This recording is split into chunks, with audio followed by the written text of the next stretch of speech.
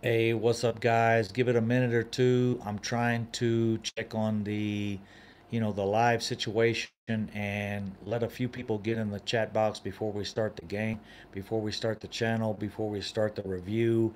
As you can see, I got two very, very serious situations that I want to cover. I want to cover some situations concerning the Colin Kaepernick, the situation with Nike and all of that. I also want to cover the Colin Kaepernick. I got my favorite homeboy on the screen. That's my boy Poppy, guys. Poppy is the shit. I love the guy. I follow him. I think he's cool. I think they got a cool channel. So uh, I just want to go over a few things. I'm going to try to follow the channel the best I can on the phone here. Um, if I can follow it that way, I will. If not, I got the screen open here. I'm gonna let the TV flow with whatever's on ESPN. But anyways, guys, we got four people in the chat. I haven't seen any chat messages come through. Basically, what I want to cover on the video, I want to open chat. I want to open forum situation on what you guys think about the Colin Kaepernick situation. Um, Colin Kaepernick signing with Nike, and Nike kind of making the open case like, this is our guy. We need to open up the boundaries and sign people, and see where this stands. They're saying Nike's already seen a dramatic drop off. What's going on with Earl Thomas? Still, at this point, there hasn't been any situations with Earl Thomas. Just to give you a heads up, uh, there's nothing open with Earl Thomas. I think the situation with Earl Thomas is kind of stagnant right now, which I kind of understand. And the recent signing of Khalil Mack with the trade and Aaron Donald has really, really increased probably the popularity of signing Earl Thomas. So the popularity of signing Earl Thomas has it's giving him it's giving him much more of a bargaining agreement, a bargaining chip, I guess you could say. So we'll see how that goes. Sorry guys, it looks like the YouTube or the chat connection is not so good. Let me see if that's due to let me know if we have any pauses or lags in the internet. I can move to another location and try to get this set up real quick. It'll only take a couple minutes because on the computer I'm getting some horrible feedback that the chat is down. Just let me know if the chat is still up. On my phone, I show everything is working good, but on the computer, I show, which my phone is actually the camera. I'm showing that everything is working fine. Unable to connect to chat. Please try again later. Let me close some of these videos down. Let me close this one down. I had some videos that I was kind of interested in showing, but so, anyways, currently on my phone I show 6 viewers, so I think we're okay. I think the problem is with my computer, and I'm gonna tell you now, if you guys follow, if you guys follow international type regulations and laws, the Iraqi, African communities are always putting uh, some type of uh, some type of block on the internet or whatever. So right now, it looks like the computer is working fine, but I'm having or excuse me, that my phone is working fine. I'm having a lot of trouble with my computer and picking up the chat box. But what I wanted to go over was I'll go forward just in case you guys are there because I'm not getting any responses back. Um, Earl Thomas, okay, is working good. Thank you, honey. That is my bunny. She said everything is working fine. But anyways, what I wanted to go over was the situation with Earl Thomas and how it's changed. And it's not the fact that the Cowboys have changed and they're not changing their aspect of what they're looking for or they're not changing their aspect of what they're willing to give. The problem is with the Khalil Mack situation and the Aaron Donald signing, it's increased the level that defensive players are going to go for, especially elite defensive players. And there really was only three available. There was Aaron Donald, Khalil Mack, and now Earl Thomas. So the fact that all of those, I'm going to refresh the screen real quick because something is going on with this computer. Uh, the the fact that Earl Thomas has not been signed, it really lets us know that where people are starting not to trust Earl Thomas because of the situation. Also, he's stated for a fact he only wants to go to Dallas. If he's not re-signed in Seattle, he stated the only other place I want to go is Dallas. So that is causing a problem. It's kind of got him locked up on most free agents or most contract controversies. There's 31 other teams available. In this situation, the NFL kind of feels like, hey, we could trade for him and we could get him coming in, but after that, they have to deal with negotiating his salary. So if he's not happy going to Chicago or New York or Philadelphia or Carolina or Tampa Bay, then they have to negotiate his contract to get him to come in, even after they sign him. I feel bad. Aaron Rodgers, he has to deal with Khalil Mack. Yeah, these are the situations that come up when players sign contracts. Now other players base their contract off of what they signed. So off the Khalil Mack contract, now Aaron Rodgers off of you know um, Earl Thomas, he has to evaluate what he receives off of what Mack got, what Aaron Rodgers got.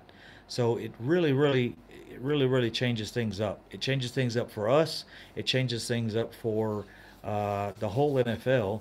And 2 weeks ago, before these signings, I thought we had Earl Thomas coming in as a lock. I thought it was automatic. Now these guys have signed to these elite contracts. I can guarantee you, Dallas is not going to pay that. They're not going to pay that, and I hope they don't. Uh, is Earl Thomas worth that? He was 2 weeks ago. Is he worth that today? I don't think so. To give up two first round picks or a first and a third, or even a second and a fifth or whatever they want, I think is too steep. We still have players we need to replace. I really think this is DeMarcus Lawrence's last year, and I think because the way they built the team, we're really young at defensive tackle. We have some defensive tackles and defensive end guys that are moving up in the chain really quick. So we have the ability to let a DeMarcus Lawrence go and have these guys come in behind him, Taco Charlton, um, you know, David Irving, these guys that if David Irving works out, the only problem we'll have DeMarcus Lawrence's contract is if David Irving messes up this year and screws things up. So that's where I wanted to go with that. It's the same thing with the kicker thing we just did with Dan Bailey. Hey, these are uh, what you're looking at before prior to this was some military commercials. That's AFN. They do military commercials. They promote like signing signatures to uh, military contracts and military news. And what I'm currently watching here is uh, is HQ, the question mark, Big Poppy. It's a show I like to watch. It has Big Poppy on there and his son, and they do a lot of sports news and questioning things. But the thing with Colin Kaepernick is it's not that he upset football players. He's got to realize he upset enough people in that middle market. He upset enough people in that middle market where you can't just replace that. It's a situation where people are going to turn it off. They don't want to hear that. They tune into football to get away. They tune into football to appreciate what's going on. They tune into football to watch the Chicago Bears or Miami Dolphins or the Denver Broncos or the Dallas Cowboys. We didn't tune in to football to watch a national anthem protest against whatever it is. It's a time to get away. There's other times to do that. You have 2 minutes and 20 seconds for the national anthem on the average. You have so many thousands of hours the rest of the week to protest something if you want. I really think this country has gone in the right direction enough. Now, we're not perfect, and we're not going to be perfect, and no one will ever be perfect. But the progress we've made in the last 20 to 30 years is amazing, I think. And I'm happy to be coworkers with people that 40 years ago, can't be coworkers with. I'm happy to have a supervisor that 20 years ago, 15 years ago, probably there's no way I would have had it as a supervisor. Um, at the company I work in now, I'm the vice president. I work with another guy. He's kind of like a director of operations. He's a terminal manager, and probably he would have never got that position 20 years ago. He has it now, and he's doing a great job. So why can we not promote the progress we've made and continue forward instead of taking a step backwards, and then the people that have promoted the progress and tried to help the progress getting angry and saying, hey, we're making progress, we're going in the right direction. Why do you got to take a super negative step backwards and saying these things are wrong, these things are, we know those things are wrong, but we're going forward. That's what we're trying to do. And that's my situation with the national anthem thing. Everyone knows it's not perfect, but we have made a lot of progress. We've tried and we put that progress in front of us, and we've tried as a country to make that progress more than any other country. I can promise you that, bro. I've traveled this damn world almost to every inch, and I can tell you, our country respects nationalities, and our country respects knowledge and education. That's what it's determined by. If you have knowledge, if you have education, you can step up and say something. If it's an educational speech, if it speaks the truth and people want to follow it, they will follow it. But when people step up, and I will say, aka Colin Kaepernick, and they make a decision to do it at the wrong time, and he steps up to say something that makes sense. It makes sense what he's saying, but he's saying it at the wrong time. This is a country that follows itself on that red, white, and blue and that flag, and I will protest that 100%. It's not always there, but it's there more than any other place in the world. And if he doesn't want to follow that, if he doesn't want to step in and say, hey, I know America's doing good, but the complete worst time to do that is during the national anthem. That's the worst time. Step up and make a statement. You know, after that, abolish it. Go back. Say, hey, I made a statement today during the national anthem. I apologize, but I don't want to explain myself. What's up? What's up, Cowboys family? How we doing? I wasn't really watching the chat box too much. I've been on a rant. I'm on a national anthem rant because of this new Colin Kaepernick Nike thing. I really want to get behind Nike. I followed Nike since I was a kid. I've probably spent $100,000 on Nike. No joke. Since I was a kid, but I understand Nike's quest to step up and do something, but I also understand Colin Kaepernick's quest to step up and do something. It's just at the wrong time. This country, I can guarantee you, by far, has spent billions and billions of dollars to try to help countries with national conflict, to help countries with with presidential government conflict. They've stepped in to help countries with famish and feeding the children type problems, typhoons, hurricanes, whatever you want to say. Our country has stepped in and helped at times that please just respect that little time of the day The flag is not perfect, the country is not perfect, but they are doing their best. There's too many people out there. There's probably, I would say, approximately 2,500 people running this country as far as government decisions goes. There's probably about 2,500 people running this country. It takes a lot to get those guys in line. So I know you guys think that doesn't have anything to do with football, but it does to me when it comes down to the national anthem and what I know about this country and what I know about this country tries to do and where it tries to succeed. My either my thing is locked or I haven't had a comment in like 5 minutes. If I haven't had a comment in 5 minutes, that means I'm talking some shit that nobody wants to hear. Time to hunt Carolina. Yeah, I agree, bro. The video was to check out the Carolina Panthers. I will start those tomorrow. I watched the Carolina Panthers game earlier once today. The main thing I was checking out was the defensive line of the Carolina Panthers because I know for a fact our offensive line is going to be slightly off kilter, you know.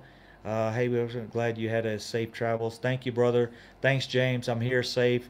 Probably going to understand what your uncle was in the Marine Corps. Yeah, yeah. I had an uncle in the Marine Corps. I actually worked with a lot of Marines. I will tell you this by far, I would never join the Marines, but the uh, Marines are by far the most elite military unit worldwide. That is no joke. I wasn't tough enough to join the Marines. I actually almost did. I almost did join the Marines, and I would have enjoyed it. I was a pretty tough guy. But man, those guys go through some things. After joining the Air Force, I realized what the Marines go through because I seen it, and I was kind of happy I joined the Air Force, but I kind of let myself down thinking, I could have done more for my country and joined the Marines. But Cowboys family, no problem with Cap and Nike to each other own. For some, it doesn't bother them. For others, it does. All good, but you have to respect the Cap. Yeah, uh, Kaepernick is right. Kaepernick is completely 100% right in what he's looking for, what he's asking for. I just didn't like the time period he chose to present that. Maybe if you present it once and then you make a statement and actually maybe not apologize, but just say, hey, I needed to get a point across. I needed to draw a little attention to something. I did something that I didn't like doing. I respect this country, but I did that to get a little attention. I want to make one statement. Please follow what I got to say. This is what I got to say. These are the points I want to make. Blah blah blah blah blah blah blah. And I respect our country. They're trying because really, this country, guys. I promise you, I've traveled the world. People can say the country's in Europe for doing this, and they're in the Middle East trying to get oil and all this shit. I work for an oil company, and I can tell you this: we are not allowed to get the fuel and the oil from any of those countries that we went into. We're not allowed to purchase that oil. Now, when we were there and we had to use that oil to get through circumstances, it was allowed. And you guys can find that on the internet. We were allowed to use the oil in Iraq to get us out of that situation. Once that situation was turned over back to the Iraqis, we were not allowed to use that oil at all to benefit ourselves. We had to import oils and fuel to get the mission done. We were not allowed to use their fuel, and the same thing in Afghanistan. Afghanistan doesn't produce any oil or fuel, so there was no reason to move it for us to move into here to profit. There was no profit in Afghanistan, and I'm tired of hearing that crap as well. So for people to get behind the flag and say we do things to benefit ourselves and we go into war to benefit ourselves, no, we went into war with Afghanistan to stop the situation of terrorism and to help our country not have to deal with terrorism anymore. And this was one of the major areas terrorism was coming from. Protesting is more American than forcing someone to stand by the anthem. If the NFL doesn't have a rule against that, that's then why does it matter that anyone else feels?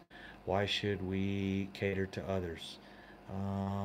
Contracts for American companies equated big bucks.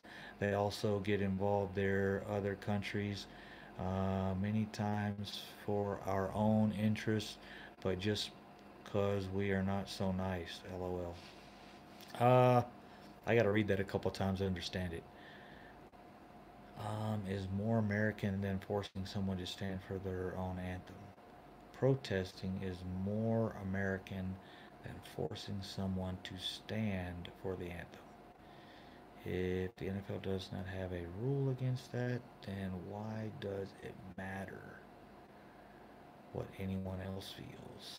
Why should he cater to others? I don't know who he is. Hold on. Contracts for American companies equal big bucks. They also get involved to the other. To me, perhaps protest isn't against the military. No, no, no, no, no, no. It's not against the military. I agree, but the problem is it affects people's overall perspective of the military, and it doesn't affect the flag. I agree in that point. The people, the thing is, if you haven't traveled overseas, if you haven't been in these areas, you kind of don't understand. I'll tell you right now, uh, the salary I make is pretty good. Um, but I hold the spot of probably four military guys. If I wasn't here, you would need four military guys to cover my job because I'm here 24/7. Also, not to me though, military was protest. No, it wasn't. Definitely wasn't the protest, but but it's taken as that way, kind of.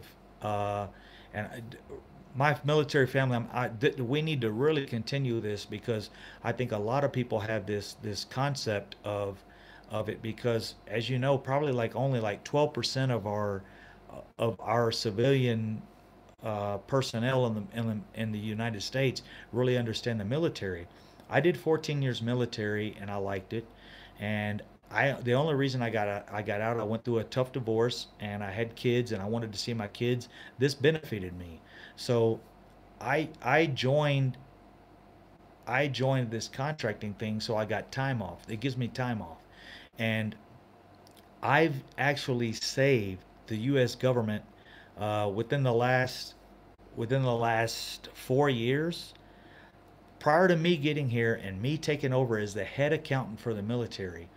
And because I can be here and be here for consistently and watch the account and watch the numbers and watch things change, I can guarantee you, I personally myself has saved the military over probably, I've estimated anywhere from 1 billion to $1.5 billion. I saved the government by my company hiring me and putting me in the position of being oversight of the military fuel.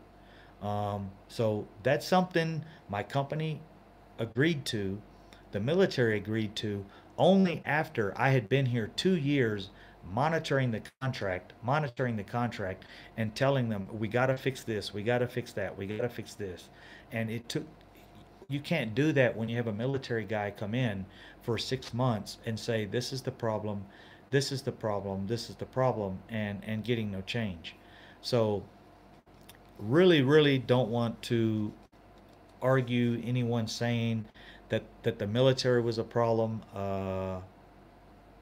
We just signed defensive tackle Aziz from England's probably practice squad. Yeah, it's great to sign these low end players. I don't know what's going on with that, but I wanted to explain my situation of being over here.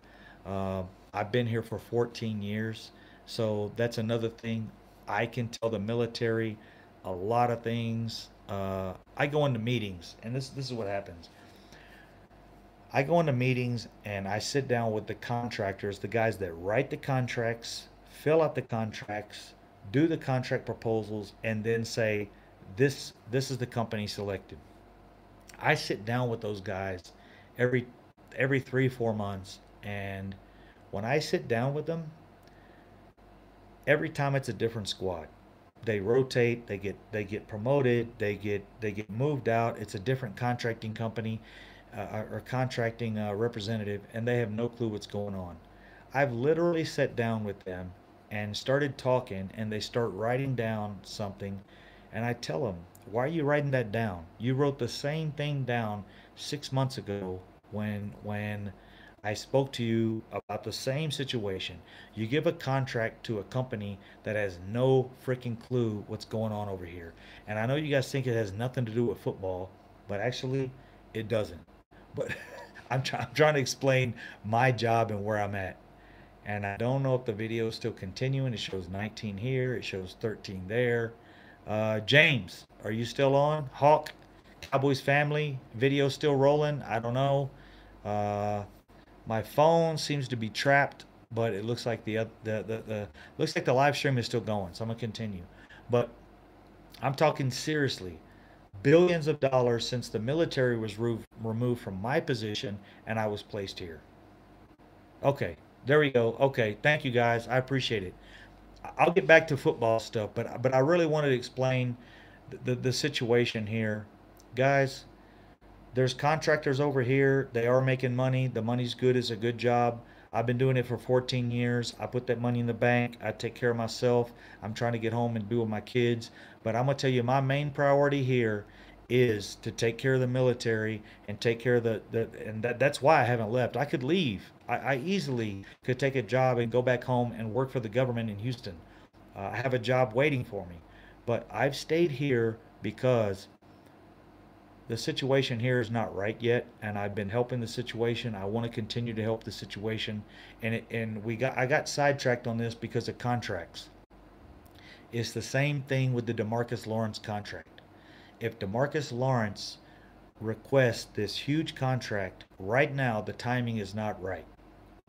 We're going to get in a situation where we cannot re-sign Ezekiel Elliott, or we cannot re-sign uh, um, Dak Prescott. Or if we bring Earl Thomas in, and that's another thing they're looking at. We cannot bring Earl Thomas in if we have to sign these other three guys to large contracts within the next 2 years. It's just not going to work. So, hey, what's up? What's up, Pedro? Nice to see you there, brother. Football players are Hey, dude, football players are contractors. I swear to God, bro. Hey, that was a good statement. If you know how contractors work, I'm a contractor. I've been over here for 14 years. I could easily leave the company I work for now and make more money, but I make good money here and I'm happy at this company. My schedule is free. I can do what I want to do. But seriously, there's a big cutoff with people not understanding the complexity of contracts with the NFL. And the complexity of Earl Thomas's contract just tremendously jumped up when Khalil Mack and Aaron Donald got the contract they got. Now the Colin Kaepernick situation, um, Nike's gonna suffer from that, and they've got to realize that is the reason I went into this.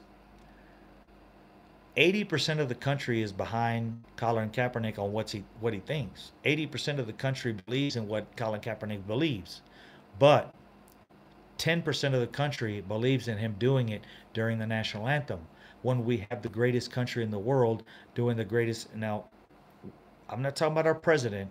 A lot of people don't agree with what he says or a lot of what he does or his tweets, or we've never had a president just tweet out things. He's open. The guy's confident.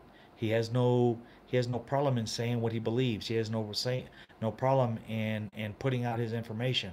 He won't demand it, but because everything Cowboys have put up with him and stuck around this long, they should behind him, and he will remember.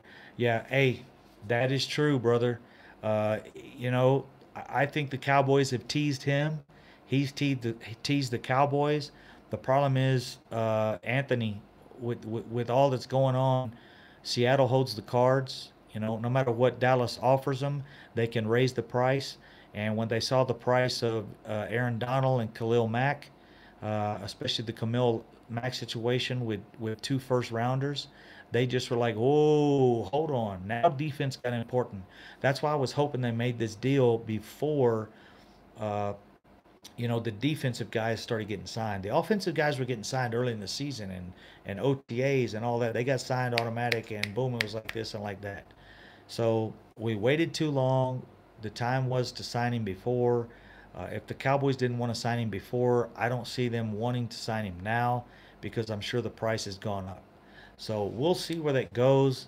But I still hope they sign him. I still hope they can work it out. Oh, D Law. Oh, okay. I'm sorry, bro. Yeah. Well, actually, pretty much kind of the same scenario with D Law. We won't demand it because of everything Cowboys have put up with him. Yeah. I got you. I see what you're saying. Yeah. He's kind of, as long as he stays clear. You guys know when you got talent, uh, talent really supersedes personal issues and stuff like that. They can forget personal issues within a few months. As long as D Law stays clear this year and stays healthy, he's going to look as he's fixed the problem. Everything is, everything he's worked everything out. So we'll see. Uh, but I just really don't see the Cowboys being able to sign D Law. Uh, sign maybe David Irving because he's coming off his stuff too. He definitely won't be requesting what any of the other guys are. You got Byron Jones is coming off of his. If he plays well at corner, Ezekiel Elliott, Dak Prescott. So we've got a lot of guys coming up in that area, and the best thing to do is you look where you're deep at. Right now, we're kind of deep at defensive end. We're kind of defensive.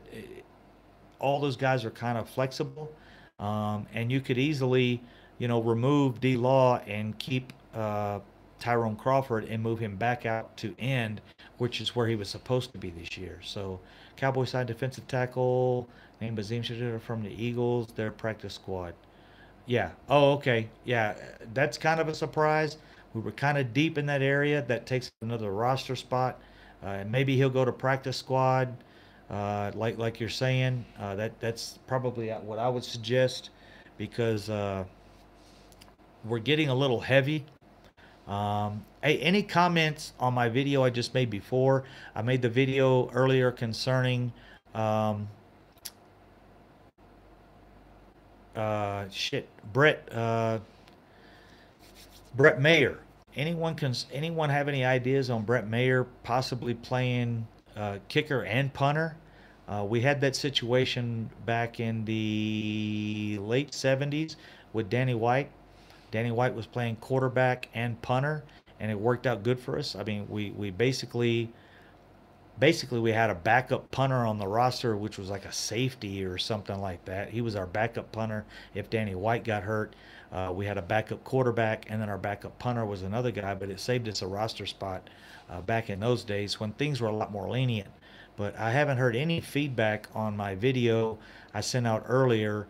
Brett Meyer looks like he's an amazing punter. And being an amazing punter, if you're the field goal kicker and the kickoff guy, there's not much a chance of you getting hurt. So why not have the guy punt? I mean, a foot is a foot, kind of in a way.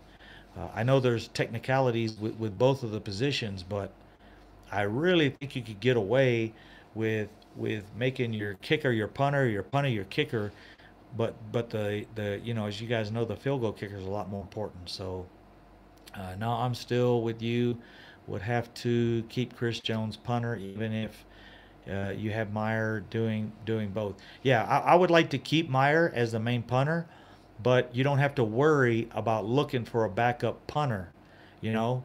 And then if Chris Jones gets hurt, then you just have Meyer pull both positions until Chris Jones is healthy again. It's kind of like he's your safety valve for punter. Um, Maybe not have him currently, uh, or even possibly in the future once you could organize it. You make Meyer your punter and kicker next year or later in the year. You remove Chris Jones and you can pick up another, another guy that works well on your special teams. a linebacker or safety or corner or whatever our weakest position is, and you have Meyer play both, and if he gets hurt, you bring that guy in. Well, that's your problem though. Then you need a field goal kicker. So I would use Meyer as both only if you had a decent backup field goal kicker and a decent backup punter. Punting's not near as important, but at least you get a backup field goal kicker and have him ready, and you just hope for you really don't see long time injuries on kickers. So that was my thing with it. What's up with Super Bowl rings? Are they real? Oh hell no, dog. I wish if I was real, I wouldn't still be working in Afghanistan. But it is all five. This is number one, number two, um, number three, number four, and number five. No, they're called replica rings. You can pick them up. I also have a replica Super Bowl trophy, which is you guys probably seen on the previous videos. Like I said, if you're here, like and subscribe to the channel. I'm trying to get to 1,000 viewers. Once I get to 1,000 viewers, I will change the channel. I want to go to having guys be able to call in. I can have guys call in. We can do one-on-one conversation concerning the Cowboys. We can get feedback instead of you guys having to send the questions in via chat box.